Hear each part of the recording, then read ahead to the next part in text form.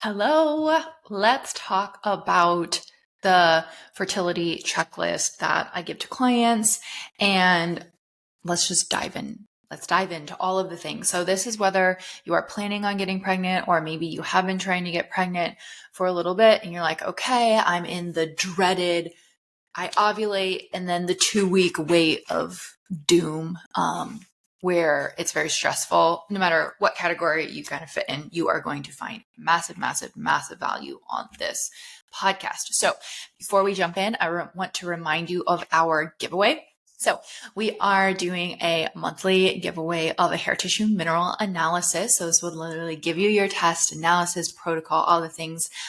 These are typically $500. So this is incredible that you are winning this as a giveaway. But is it also like such a massive step for you in your health? And so it would be exciting if you won, but this is how you win. So either go rate and review the podcast on Apple Podcasts. You can do Spotify, but I can't see names when you do that there. So it's impossible for me to choose a winner that way. But rate and review the podcast, Balancing Hormones Naturally, on Apple Podcasts. If you've already done that and you still want to enter, you can still do that by taking a screenshot of the episode that you're listening to and share it to your social media, tagging the podcast Instagram, Balancing Hormones Naturally, or my personal Instagram, Leah_BRUEG, and sharing why you like the podcast. Now, if you have a private account, I won't see the tag. So after you've posted it, take another screenshot of your post and just email it to us at leahbcoaching@gmail.com. Is that a couple steps? Yeah, but it's a massive giveaway, so you can do a couple steps.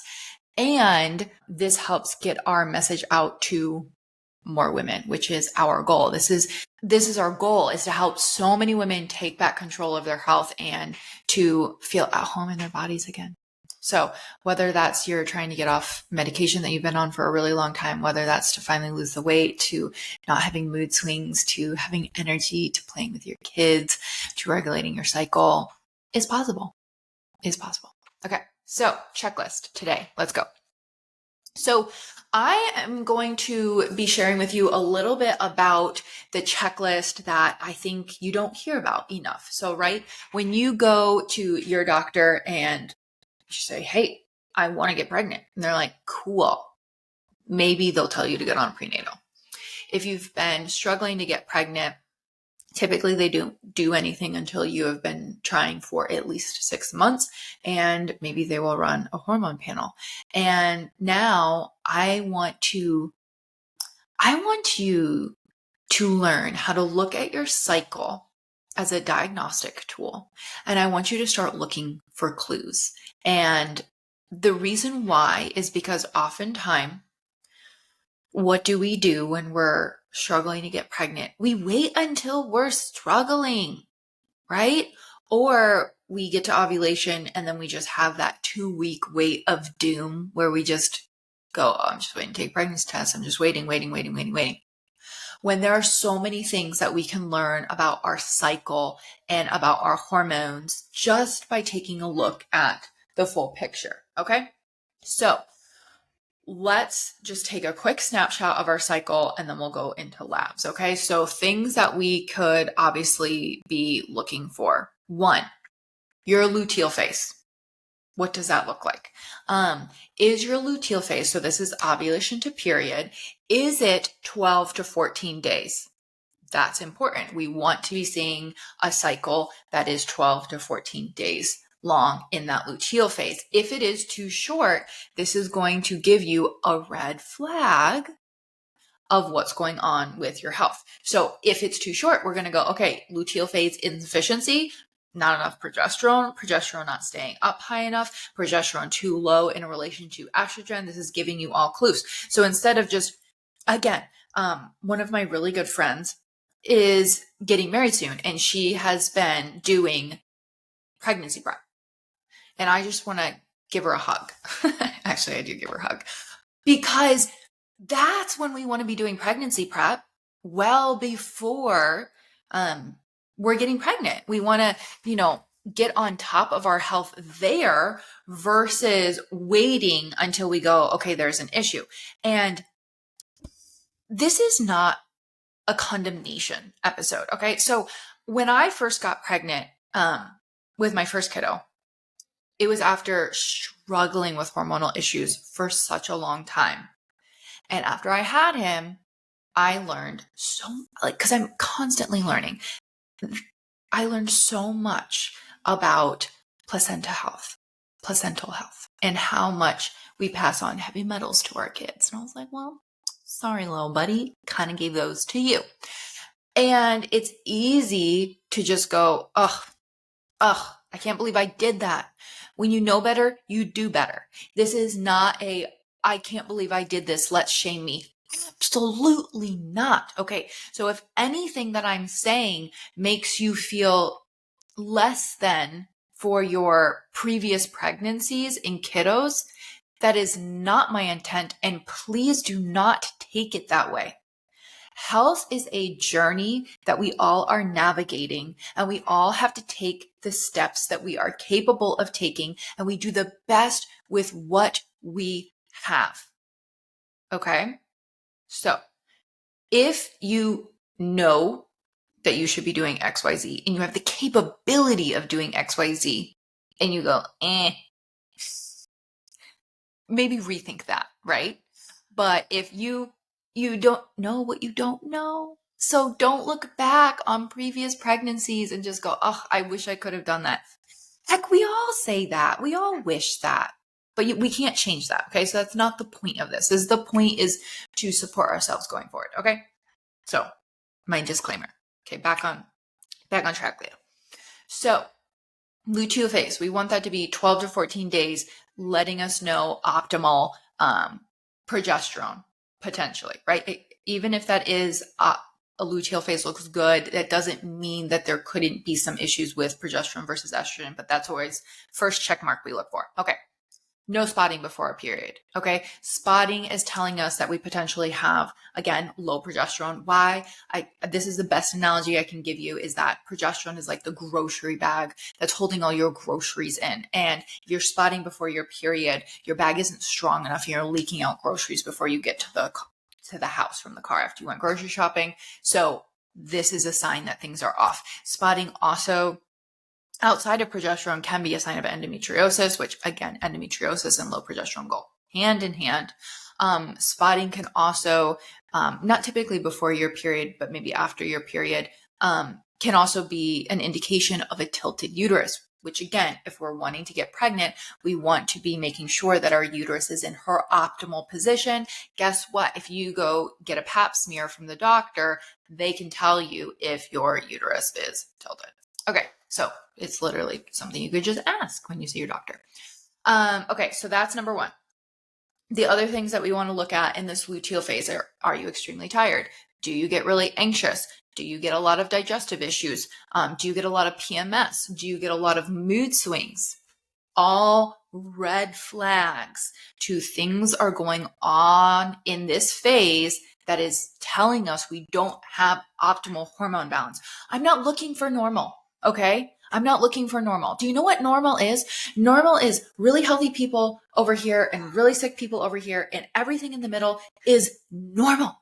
And guess what? The majority of women live somewhere over here closer to the really sick than the optimal healthy. But because they're in the quote unquote normal range, you're just told you're fine. You're fine.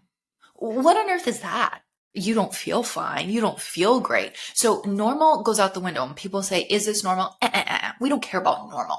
You and me, we care about optimal, because optimal is where we thrive. And if we're not looking at our health from like the focus of thriving, what on earth are we doing?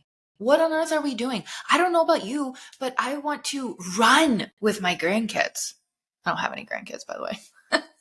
I want to run with them in the future. I want to have that energy. I want to have that capability, which is why I am looking for thriving in my health, not normal. Normal is being on 20 plus medications. Okay, maybe not 20, but 14. It's pretty common. You would be surprised at how many women are actually on that many medications. And normal is having digestive issues, having hormonal issues, thinking that perimenopause is the bane of your existence. That's normal. You and me, we're looking for optimal. Okay. So those are things that we want to look at when it comes to the luteal phase that can give us red flags and tell us potentially what is going on. Okay, now let's backtrack. So after the luteal phase, let's backtrack. And obviously, ovulation, right? So ovulation, we know that that's necessary to get pregnant. And if you are not ovulating, I feel like that is a very clear direction where you need to go for guidance, right? Okay, I need to figure out why I'm not ovulating. This is more so if you're like, okay, I am ovulating, but like, what are other things that I could do for my health to set myself up for optimal health? So anyways, let's say you are ovulating, you're tracking ovulation with your TEMS, maybe an LH strip. Something I really want you to clue into is also cervical mucus. Do you have it? Okay. Cervical mucus is not a dirty word. It's literally a sign of your fertility, which is therefore a sign of your health. You want about 2 to 7 days of cervical mucus. When you're looking at cervical mucus, you want to, prior to ovulation, make sure you are getting that egg white, stretchy cervical mucus. And it's important for you to track yours and make sure that that's consistent. If you're like, actually, I never see cervical mucus ever, that's going to be a red flag, right? We need that. That is something that helps keep sperm alive, because actually the pH of your vagina literally is a sperm killer. Fun fact. That's why cervical mucus exists. Cervical mucus also obviously helps sperm make it to the egg. So all of these, if they don't exist, if we don't have cervical mucus, red flag. And the reason why I am telling you these things is I cannot tell you the amount of people who get super duper embarrassed and like TMI and don't want to use these words and be like, I can tell ovulation's coming up. And I'm like, okay, how? Well, you know. And I'm like, it's not a dirty word, right? Our health is not a dirty word. And I think if we can get over the hurdle of making this TMI and taboo, we can all get more help, right? Because if you have way too much cervical mucus and you're like, I actually never, ever have no cervical mucus, and your cervical mucus doesn't dry up after ovulation, guess what? That's a sign of potentially low progesterone. So see how we can learn all of these things when we talk about it? Okay. So pay attention to that with ovulation. Obviously, if we don't have enough cervical mucus, it could be a sign of low estrogen. It could be a sign of low vitamin A. It could be literally a sign of dehydration. Vitamin A is so important for fertility, like real food, vitamin A. And vitamin A is also really important for sperm quality. So important. Okay. So those are some red flags right off the bat that you can start looking for without running any testing. This is just boom, boom, boom. And if you are kind of going, you know what? I do have a lot of digestive issues, or I do kind of get really PMSy, or oh, my boobs do get really tender before my period, or I do have spotting, or I do have really bad period cramps, or I do have heavy periods. Let's look into that. Let's start optimizing our health. Let's start figuring this out. Okay. These are all signs that there is something that we can work on in our health. And I do see a lot with my clients that are struggling with infertility is that infertility is very elusive. It's kind of this thing that you feel like you're intangibly working on.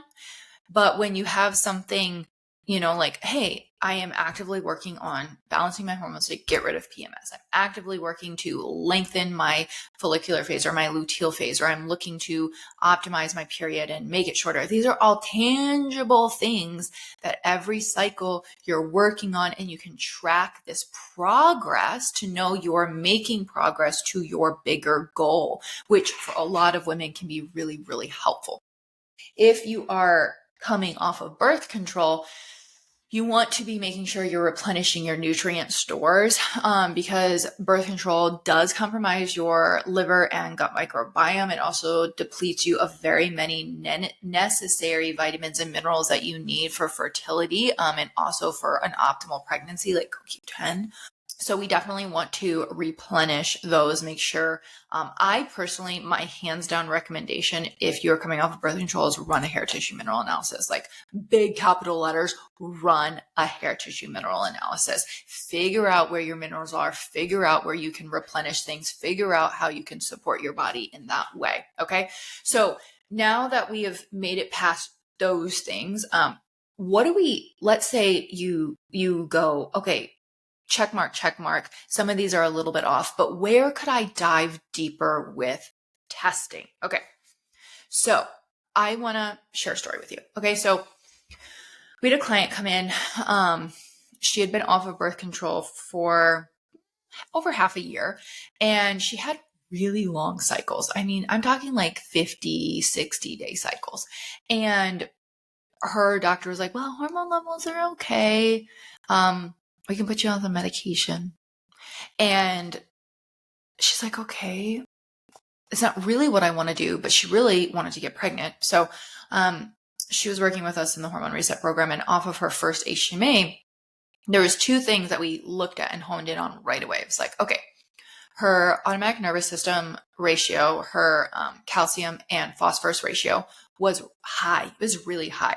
This is telling us slower metabolism, but it's also telling us that she's living more in the dorsal, in the shutdown part of her nervous system. And so that is telling us right away, okay, there's a lot of nervous system work that we need to do here to help her body create safety. You guys hear me talk about this a lot, and I talk about this in my fertility mini course. Is that creating safety with our nervous system is so important, because if we want ovulation to happen, if we want pregnancy to happen, our body does need to feel safe, right? It does. And whether that safety is lack of nutrients, stress, emotional, physical, whatever it is, if we're just like all the time, like go, go, go, go, go, go, go, our body doesn't feel safe with that, right? So that was telling us very clearly on her HMA that that is where we needed to drive focus. The other thing that we were seeing was the minerals that she needed for adrenal health were just pretty much non-existent. And we also know that when we are coming off of birth control, we need to make sure that we have the capability to move copper really well, because that can set you up for a really good case of copper toxicity. And we need our adrenals to produce what's called ceruloplasmin so that we can transport copper. Now, copper is also something that I would call a fertility mineral. We don't want too much, but we need enough. We need copper for implantation. So that was another red flag for us. Okay, like there's a lot of work we can do here with supporting the adrenals, which would therefore support copper. So we really could come full circle here on things that we could support her with. So we were working with her. She started to see improvement with her nervous system. She started to see improvement in able to manage stress throughout the day. She started to see improvement in her nutrition. She started to see improvement in her cycle. It actually started regulating, and she was having a 33-day cycle. She was starting to ovulate much, much, much earlier. And we had to do something really big with her, because remember when I talked about nervous system in the beginning? She was very much the type of person that goes, I need to stay on top of everything. Everything needs to be perfect, or why am I bothering? And yes, I agree that we need to be consistent with things, right? But she at this point had 4 months of being incredibly consistent, incredibly on top of everything. We knew she had her habits dialed in. And this is why we gave her this piece of advice.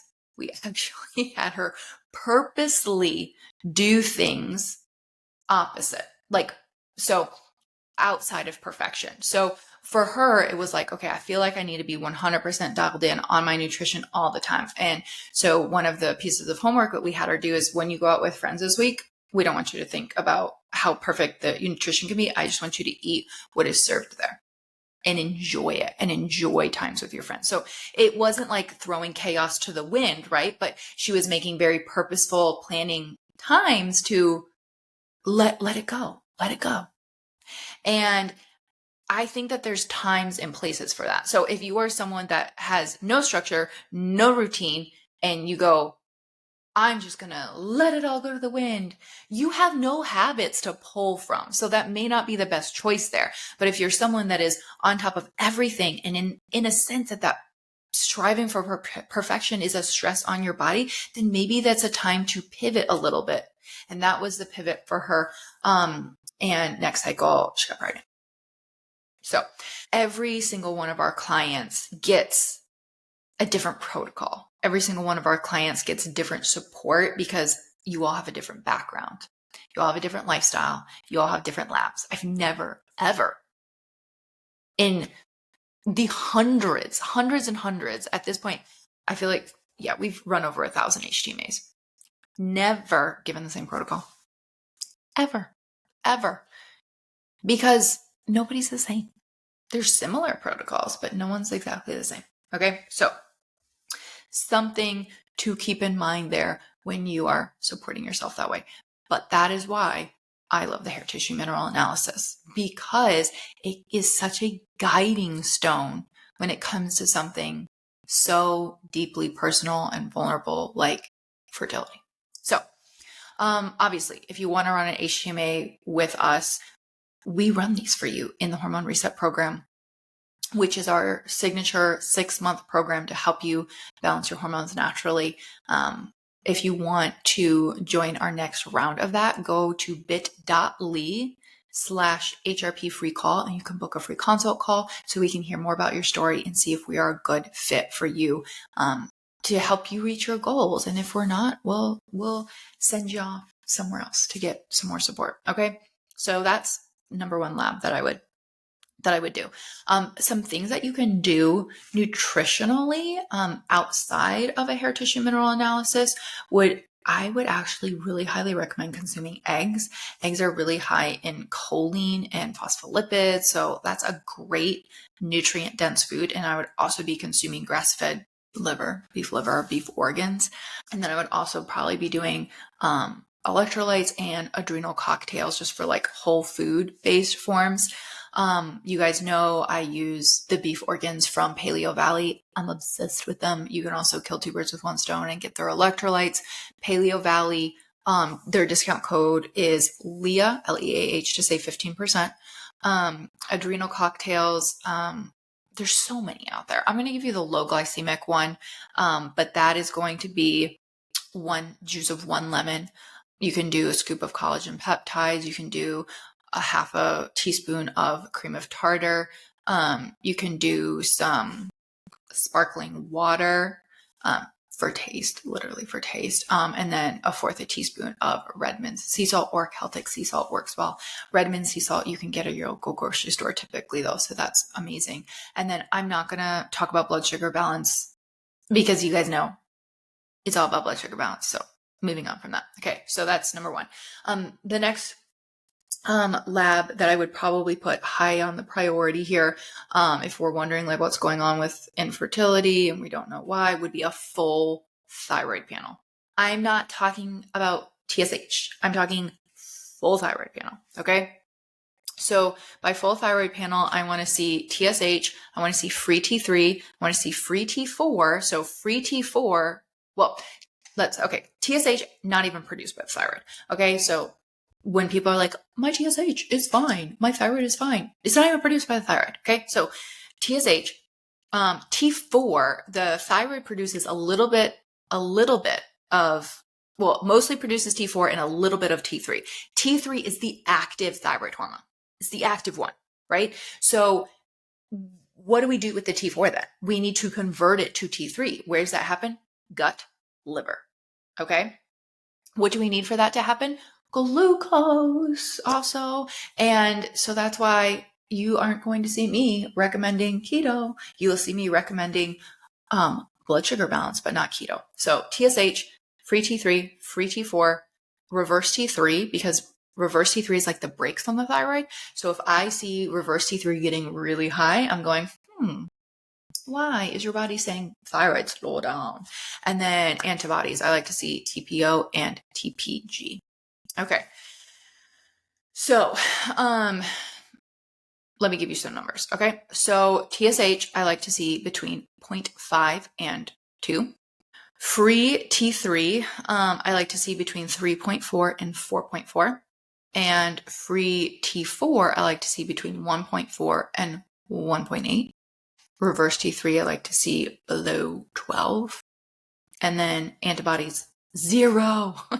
But ideally, I would like to see TPO under 10 and TPG under 20. But ideally, I would like to see them 0. Okay, so we need a strong thyroid for pregnancy. You just do. You just do. So this is someplace I would look. If this is something we're struggling with, do I jump right on this? Not always. Sometimes I do, depending on the client, but not always. I will tell you, I always start with minerals. Always. They're the spark plug to every function in your body. Every function in your body. So when people are like, oh, yeah, minerals, cool. I'm just like, no, seriously, minerals. Seriously. Okay. Another one that I'm going to be paying attention to in blood work is going to be your glucose and your insulin. So insulin, fasting insulin, I like to see below 5. And glucose, I'm going to want to see between 76 and 86. Fasting glucose. And then A1C, I want to see below or at like 5.2. So all of these things are giving you insight into healing opportunities. So is any one of them going to be like, yep, this is why you can't get pregnant, or this is going to be impacting fertility? That's not what we're looking for. We're not looking for one thing. We're looking at the body as a whole and going, how can we optimize fertility? How can I optimize my health? How can I feel amazing? How can I thrive? That's what we're looking for. Do all of these contribute to fertility in some way or the other? Yeah. But if one of them is off, is that going to be like, yep, that is totally the reason? I don't know. Because it's never one thing. And that's why we look to the body as a whole and look for healing opportunities so that you can feel your best and we can set your body up for optimal place to be pregnant. Okay. So the next one I would recommend, if you haven't already, would be GI map. I don't typically jump right on a GI map unless absolutely needed. So something to keep in mind. If you run a GI map and it's going to stir up and you find so much overgrowth and so many parasites, keep in mind you're stirring up a beast before you get pregnant. So if you're running a GI map, please be committed to following through on that protocol. Okay. Now, things to think about when it comes to a GI map. Your gut microbiome, you pass on to your kids. Mom, you do that. So yes, I would recommend running a GI map, but I want you to think about it in timing purposes. Because if you're like, no, I'm trying to get pregnant right now. Well, what if you get a GI map and it goes, hey, you have H. pylori and you have all this dysbiotic overgrowth, and guess what? You have 3 parasites. So that's a lot of work to do. So just keep that in mind. Please be committed to following through on that protocol and setting yourself up for success there. But running a GI map, I think, is an incredible step. Just think about it in terms of the steps you need to implement from it. So obviously, optimizing your gut is going to optimize your thyroid as well. So that's something to pay attention to. Red flags to look at when it comes to the gut is, are you bloating after foods? Are you having 2 to 3 bowel movements a day? Do you sweat fine? Do you get any stomach pain? Are you burping? Do you get stomach distension? Are your bowels looking good, as in like fully formed? Or do you see undigested food? Or is it floating a ton? Or does it smell horrific? That's actually a sign of so many things going on potentially in your gut. I would highly recommend supporting your detox pathways in your liver prior to pregnancy as well. This is a great check mark. So like beets, dandelion, bitter herbs, all of these things are going to be great for liver support. I love bringing in tinctures for this as well. It's really cool because bitters are great for digestion, but they're also going to be great for your liver as well. So you can kind of kill multiple birds with one stone there. One that I really love for overall support, I love Glow Getter and my bitter half from Subluna. Sorry, I was like blanking on that name. Subluna. Their discount code is Leah, Leah, for my tinctures. I would, if you were like very near to wanting to get pregnant, I would probably opt for a Glow Getter. Okay. So the last one that I would pay attention to here in terms of the check mark is your nervous system. Do you feel wired all the time? Do you feel wired but tired at nighttime? Do you wake up a lot at nighttime? Are you sleeping really well? Because we also, I know moms, we have so many things going on for us, but you know, guys do as well. But we do pass on our adrenal health to our babies as well. So I really think it's important that we do the mindset work and we do the healing work so we can pass on a calm and happy mom, calm and happy, balanced mom, right? And it's so cool that our kids get to experience all of this love that we're able to share and give and be present for because we did that work on us. And I was showing this to my client last night, and I'm going to show it to you. We often say, fill up your cup because you can't pour from an empty cup. But I truly believe that if we believed that and knew that, it wouldn't be a cliche saying because we would do it. I really think that we don't know. We don't believe it. We say it, but I don't think we fully embody and understand it because we would never, ever, ever pour from an empty cup for our family and our kids if we truly understood what it means. Okay. So this is you. This is your family. These candles, by the way, are awesome. They're from Natural Sloth. So if you're listening to podcasts and you can't see, go watch the YouTube video. But I have this candle / container inside a box, and filling up your cup, let's say you put 2 tablespoons of self-care, love, whatever it is. And then, you know, your people need you in your life and you dump it out. You're on empty again. And then you keep repeating this over and over and over, and you're still empty and still drained. And all you can give is 2 tablespoons.